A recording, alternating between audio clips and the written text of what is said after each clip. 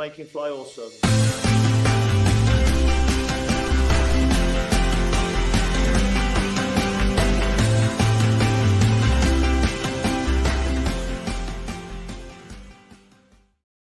Charlotte Soccer Show. John Hayes, Danny Brams. Cheers to you, Danny. You got a lot more beer in your glass than I do right now. If you're watching watching on YouTube, you'll be able to see that, and you'll also be able to see that we are here at Elizabeth Parlor Room. It's our farewell to our friends here at Elizabeth Parlor Room. Our watch parties this season, as you know, Danny, are moving over to Hopfly Brewing Company. So we wanted to get together on this final. Right down there. Yes, you can. Presented by Hopfly today, but as you can see, we wanted to come here for the final preseason friendly match of the season. Sure. We did just watch it here at Elizabeth Parlor Room. We watched Chelsea and Manchester City here as well. Danny Rams, it was a really fun afternoon of soccer at EPR. It always is. It was our preseason rep, if you will. You know, like we got to get into season form as well. The season starts next week, and so this was like I've been watching most of these Coachella games at home, or this is our chance to come out, be out in the world, make it happen. And it's a slow build up. It's like a build up, right? Think about it. Like we're building when you're thinking about Charlotte Soccer Show for the season. We're building from the back, Danny Brands. We're playing it out from the back, exactly. Hopefully, it doesn't go wrong. But what I want to point out, just real quick here, as we're about to talk about the game, 0-0 draw against Minnesota United. No Reynoso for United, one of the best players in the league, so that's going to color it a little bit. But we did have Coachella clean sheet.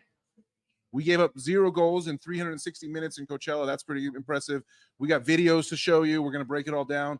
But if you're watching this video right now on YouTube, what you're seeing is Johnny and I sitting right next to each other. If you've been a subscriber, if you've been watching the YouTube channel for the year or so that we've had it going, thank you, first off. And secondly, you're used to seeing us in boxes. I'm in a box over here. He's in a box over there. They got boxes all over the place, right? But not today. We're out of the box. We've taken the live production a little higher. It's going to get better and better even as the season goes on, but consider this sort of the debut episode of Charlotte Soccer Show 4.3. Are we 2.0, 4.3, 7.9? I'm not sure. I would say that we are basically about to the halfway line on the field during our build-up. Okay. Right? Like that's where we are. The midfielders have the ball in their possession, and they're scanning the field. They're looking for Patrick Ajamam. They're looking for Enzo Capetti.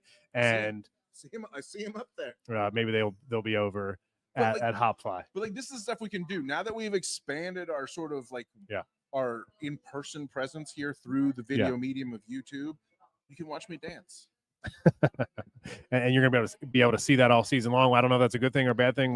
We'll find out. You can watch us cheers. You can watch us cheers. You can hear it now. You've always been able to hear it. Now you can see us cheers, and that'll continue to happen throughout the season at Hopfly. But we were going to do this soft launch of our weekend YouTube shows here at Elizabeth Parlor Room. Maybe we'll get a little cameo from Patrick Bartender. Come bring us a couple beers. You need another beer. I do need another beer. So let's do our first segment quickly so we can take a break and then get over there and get another beer. I'm on the ones and twos here. I got some video clips. So you mentioned defense, right? So let's just start with the concept of organization at the back. This is a long, fun clip here that we're about to show you. Yeah, this clip specifically, I think, considering nothing happens on this clip, it's pretty. What it does is it illustrates, Danny, how Dean Smith and his coaching staff.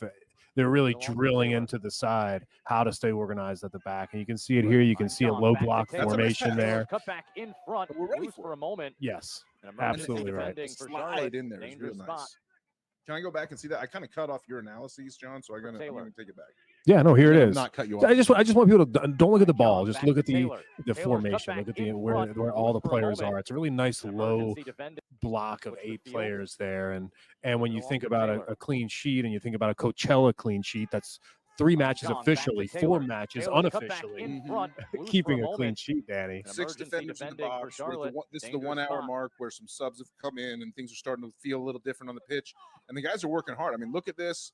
They're not giving up. Minnesota gets a secondary chance out of a little bit of a weird kick there from Capetti, but they don't they don't stop on the defensive effort here, which I love. Me too. You love to see it, and here you can see the ball go all the way to the other side of the field for when we started this video, and that shape still remains, that defensive formation, and I think that's something that's super critical because we're going to go into this season. And there's going to be one thing, Danny. There's going to be one thing that I want to highlight as Charlotte FC's biggest issue, and you know this. What's that? What is that one thing, John? It's conceding late in games, and conceding goals, and not being set up professionally. So I think what you're seeing here today is you're seeing Dean Smith's first fingerprint on the squad, right? And the reason why you're seeing this kind of fingerprint from Dean Smith is because he needed to teach his team how to turtle at the right times. Because last season, Charlotte FC had no clue how to turtle and have that strong shell and keep goals out of the back of the net. I'm going to tell you, I'm actually really surprised. I'm actually quite surprised at the Coachella clean sheet. 4 matches, no goals conceded, because Dean Smith's teams in England were not necessarily known for being defensive stalwarts. He's a high flying offense guy. Dean Smith teaches offense. Dean Smith doesn't necessarily focus as much on it's not that he never teaches defense, but when he goes into go to a training session, he's like, all right, how can we create more goals? That's his primary thing. His English teams, his Villas, his Norwiches, his Leicesters were never known for being defensive, park the bus masters or anything. So I was a little bit surprised to see that we had more emphasis on defense. The clip we just showed, that's just one instance of many of great defensive play. You don't play 4 matches in a row without conceding, without a lot of good defense and some good goalkeeper play as well. Well, and that was an interesting point. This is now the 3rd straight game in Coachella where Charlotte FC looked like they were second to every ball in the first 20 minutes of the match. And there was 20 minutes was rough. And there was a big chance early where Christian Kalina stepped up and made a save on Timo Pukki, a player that I really like. It was really nice to see. Charlotte FC hasn't played Minnesota United yet. And will this season at the Keep in the first couple months. John, it's almost as if you knew that I had the Kalina save queued up and ready to go. Let's watch it. Why don't we? This is great. Right? This rehearsal minute of the match. Maybe a hint of offside there to Pukki, but it's a nice ball forward. And it's not a great defensive play. I think that was Privet right. He laid out. And wasn't quite successful there in stopping Pukki. Pukki gets the cutback and a clean shot, but Kuhn right there. The point is, look at the time on the clock.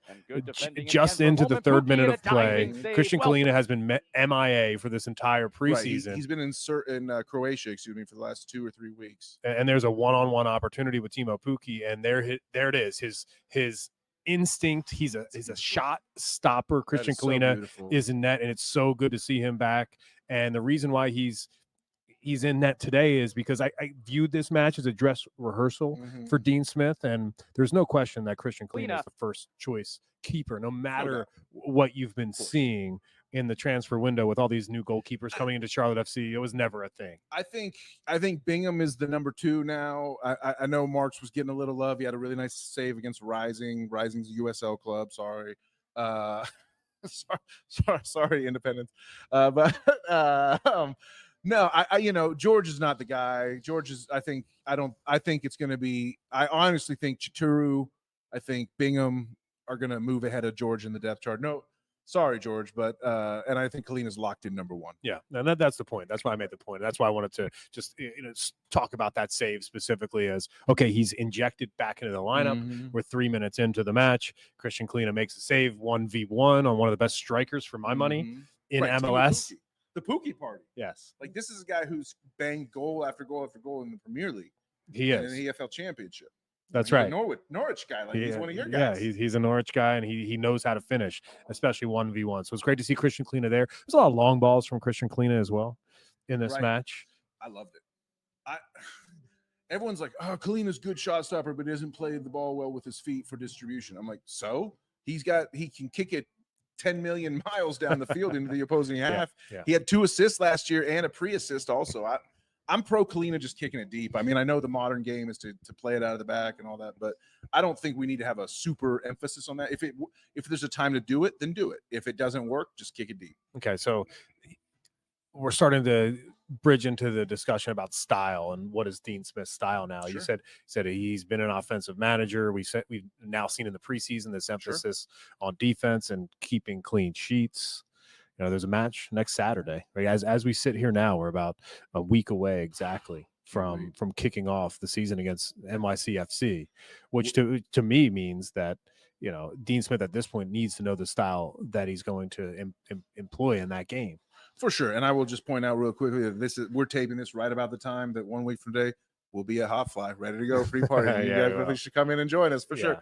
But as for Dean Smith's style, we don't necessarily know what it is. Maybe he has had more of an emphasis on defense. Maybe he realized, hey, I got relegated twice by not caring about defense. Maybe I need to care a little more about. But we're not going to see him build from the back. I don't think so. I'm not as much, not as dogmatically as both Latanzu and MAR seem to have a real religion about playing it out of the back because everyone thinks that like it's the new stuff. Oh, that's the modern game. That's what we do now. The modern game is you play it out of the back and you draw the opponent in and then go past it. But it's like, what's really important, the reason that works is because everybody else was doing long ball. But if everybody's doing that, you do long ball, you're zigging where they zag. It's not so much that one strategy is better than the other. It's just, but doing things that are different is better, in my opinion. I think that it's his strategy if they can't get a hold of the game in the first 20 minutes. Sure. And I think that's fine. I think that's a good strategy to have. It's if you want to start the game on the ball, being a possession first team, and then 20 minutes in, you can't achieve that. And that happens sometimes. You have to have a manager that adapts and says, you know what? Let's just chuck it long and see what happens. And I think we've seen that in Coachella. Sure. A manager in Dean Smith who's able to make those kind of decisions in game. And I love to see that instead of sticking with the same system.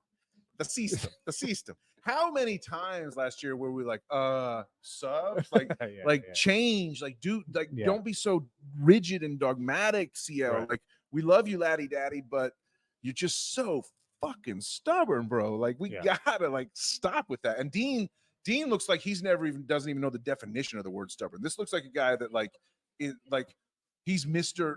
The term yes man is kind of misused here. It's kind of got a negative connotation, but he's a just say yes man. He just says yes to everything. He's like, you want me to go do this? Yes, let's go. You want me to go do that? Yes, let's go. Like, he just seems like he's up for it. He's up for anything. He's not locked into it's got to be this way or else.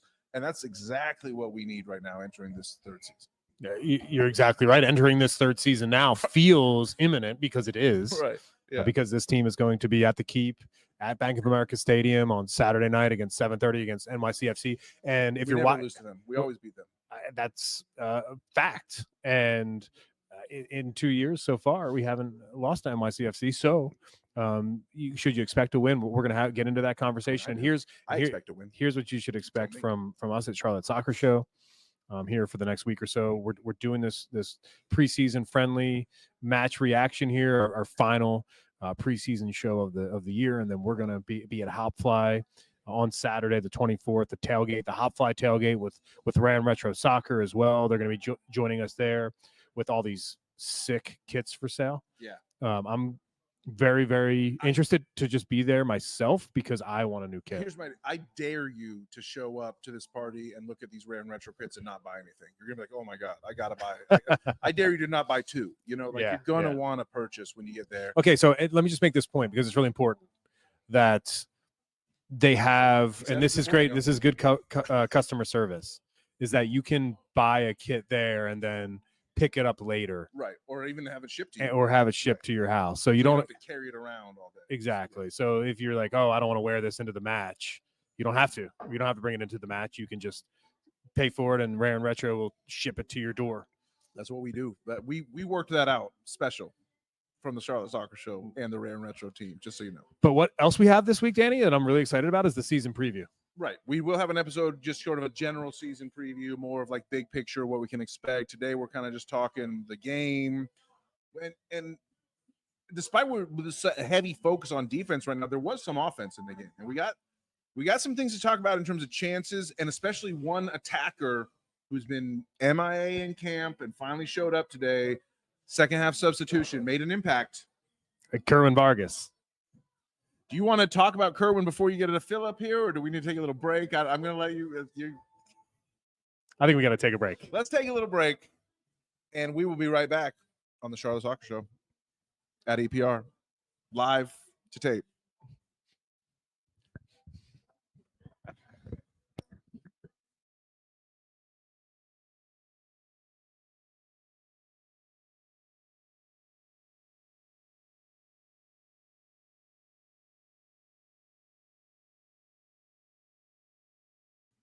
All right, Johnny, we're back, and we got a special delivery from the best guest we've ever had on Charlotte Soccer Show. We've had many, but you haven't heard from him in a while. Yeah. You You all know Big Patrick Ajimong, the striker for Charlotte FC. This is Big Pat, the bartender. What's up, Pat? Welcome, man. How you doing, man? Cheers. I guess I got to finish my first one. Thanks, man.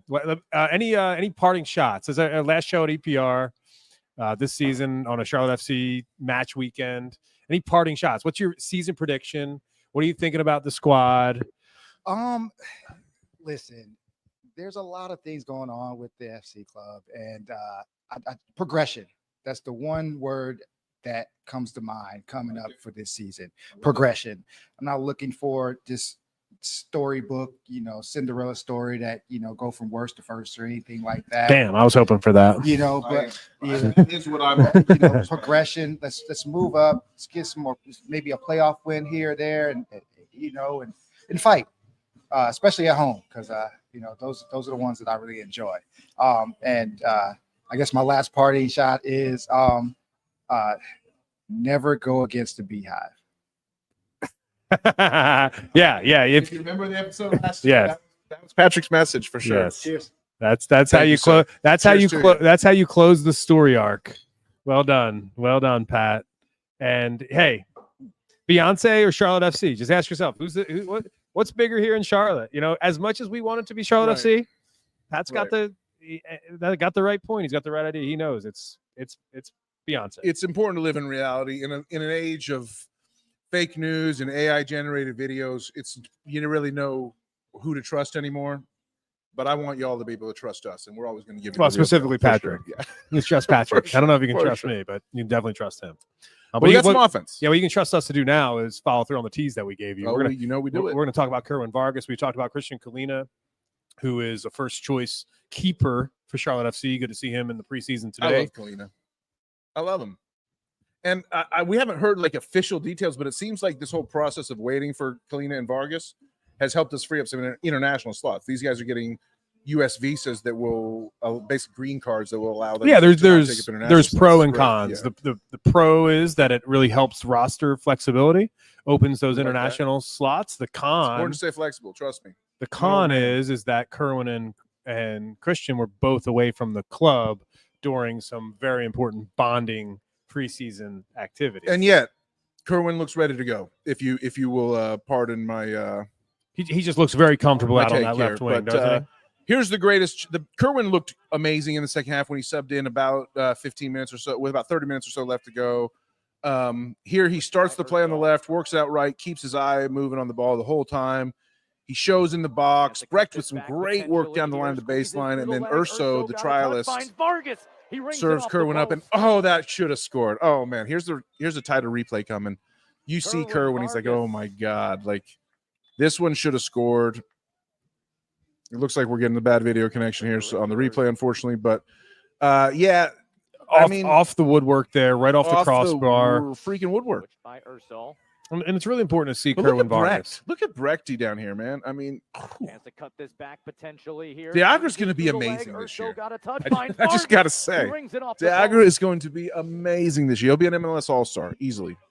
That's a hot take, considering this is a Kerwin Vargas segment. Well, again, unfortunately, slow internet's kind of fucking us here, but you can tell with the strobe effect even that it's pretty impressive. Here's the thing, Danny. I don't need to see a highlight of Kerwin Vargas shooting the ball in Coachella in a preseason match to know that he's good. Okay, fair enough. But that was the best offensive chance we could find of the game. Yeah. Hit the woodwork, hit the crossbar, unfortunately. But the point is, and the reason why we wanted to. But did you love how Kerwin started that play and stayed with it? That's my whole thing. Is that it's the way that he is dangerous in possession, even more than the chances. Right, and we're going to get into this on our season preview show. Make sure you check that out. It'll be on YouTube. It'll also be on Apple Podcasts, Spotify, wherever you listen to us. The 2024 season preview show out officially on Monday on the Charlotte Soccer Show feed, wherever you listen to this podcast. Make sure and what we're going to do is we're going to get into what we think the starting lineup will look like on Saturday. We'll talk about some first choice players for Dean Smith. We'll talk about guys that are going to be in the lineup for Charlotte FC, and we'll talk about the positions, Danny, that are up for grabs right now. And there's quite a few. What are we going to do if you and I have completely different starting 11s for Saturday. But somebody's going to be right and the Yeah, other person's going to be wrong, or we'll both be wrong, We'll which will both be be more, wrong, yeah. more likely that we're both wrong. Well, maybe we'll get a little sweet combination of the both, but I'm going to be favoring offense. I think it's all offense for sure. But Kerwin, let's talk about Kerwin, and then maybe talk about some of the other attackers who weren't as impressive today. I want to get back into the idea of the pro and cons with the Please do. leaving Kerwin out of the double preseason tangented. for a I while triple here. tangented.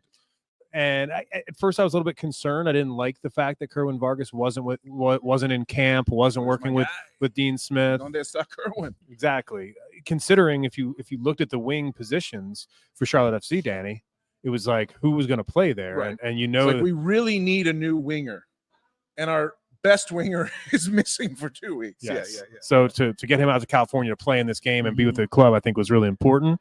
And I think that Kerwin will start on the left wing on Saturday against NYCFC. I think that just to see him out there, he's healthy. He clearly can play, and so can Christian Cleena. So that's my big takeaway. We're talking about today's match, right? We're talking about this final preseason match of the season, and my big takeaway, other than of course the clean sheet and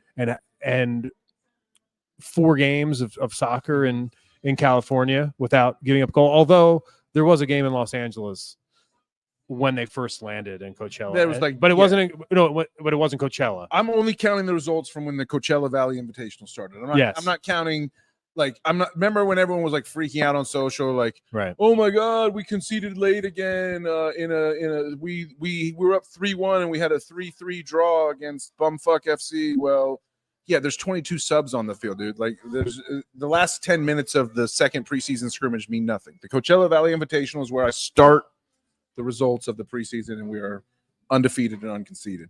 Was today the day that it was cemented into stone that Enzo Capetti is the starting 9 and Patrick Ajamong is on the bench as his backup? 100%. And that was always going to be that way. It was always going to be that way. And here's the deal. Here's the fucking deal, man. Here's the deal, man.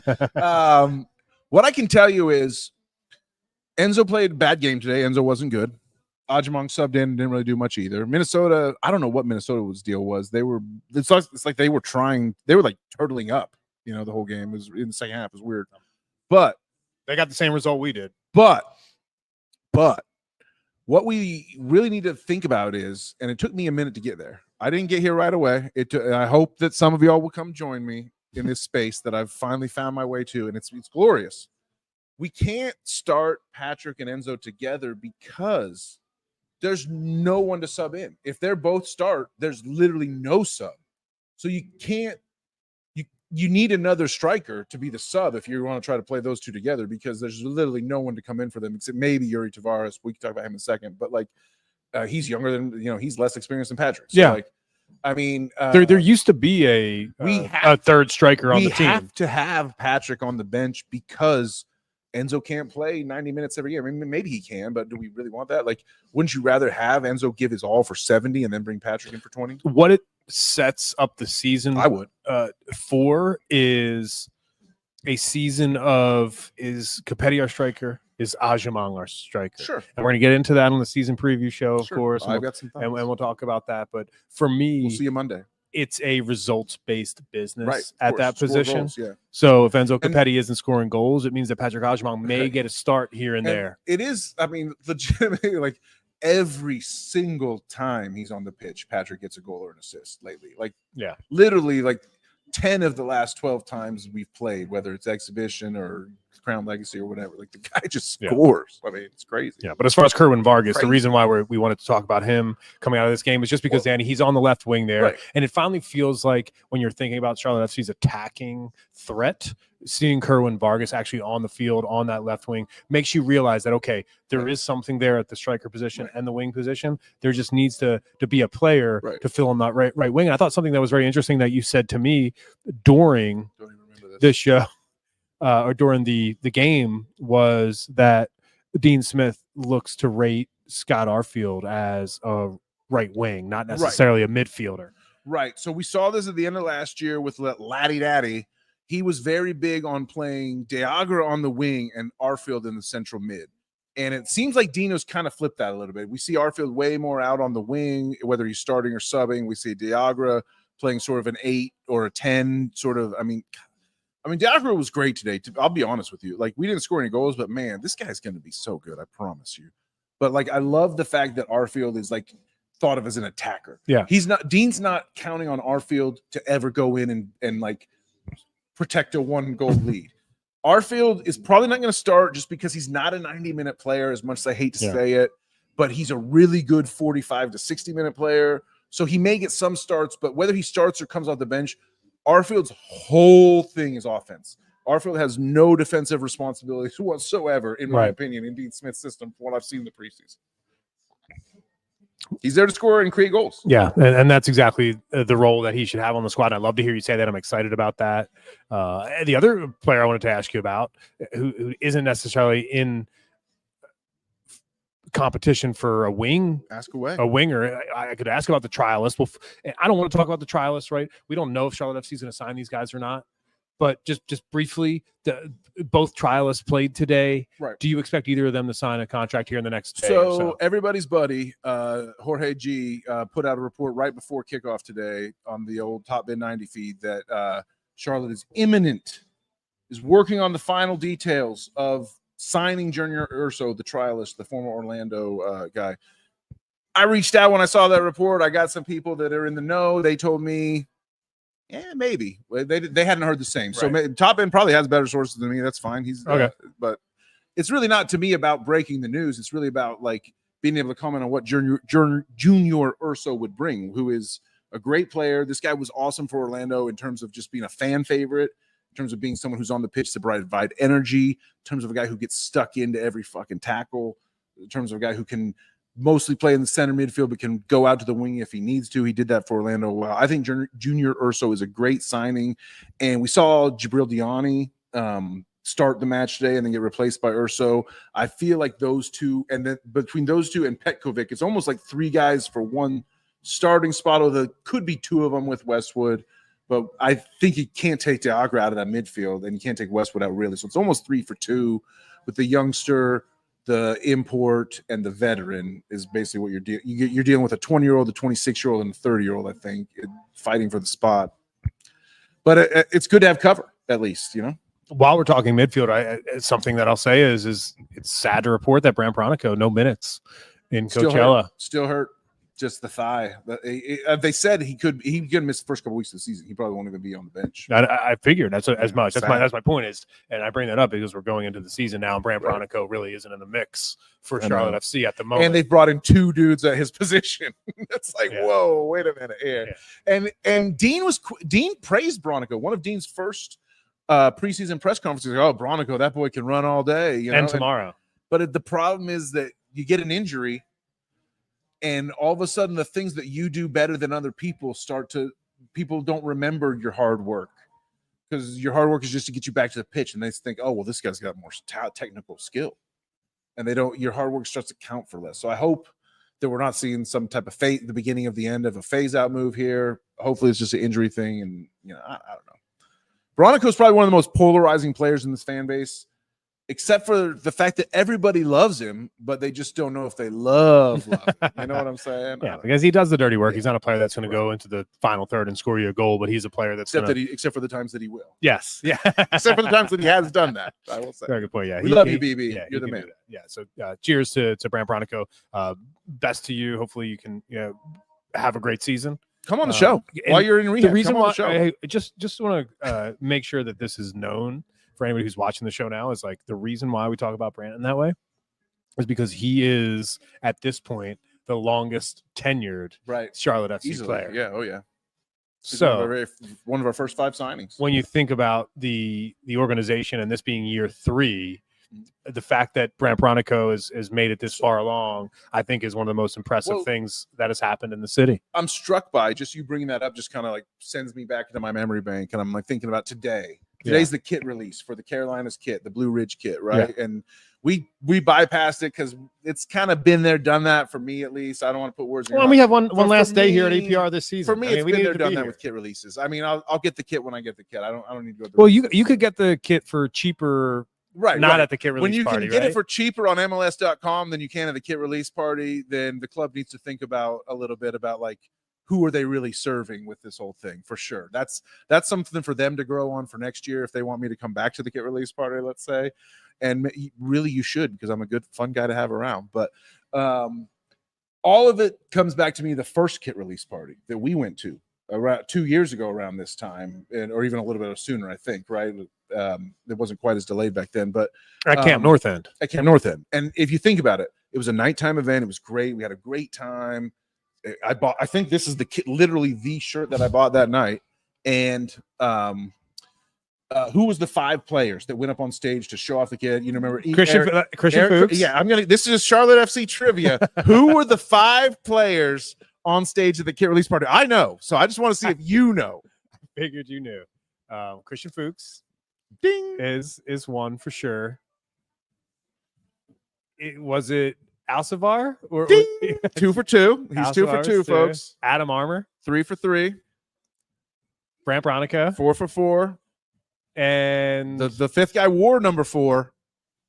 Guzman Caruja. Boom, there you go. Exactly. He gave it to him. I knew that. I knew that I was going to get 3 of 5. No, you nailed 5 out of 5. 4 out of. You gave me a hit on that last one. I wouldn't have gotten. But Alcivar was the tough one. You got that one second. So. The reason why I remember Alcivar is because you told me because of your story.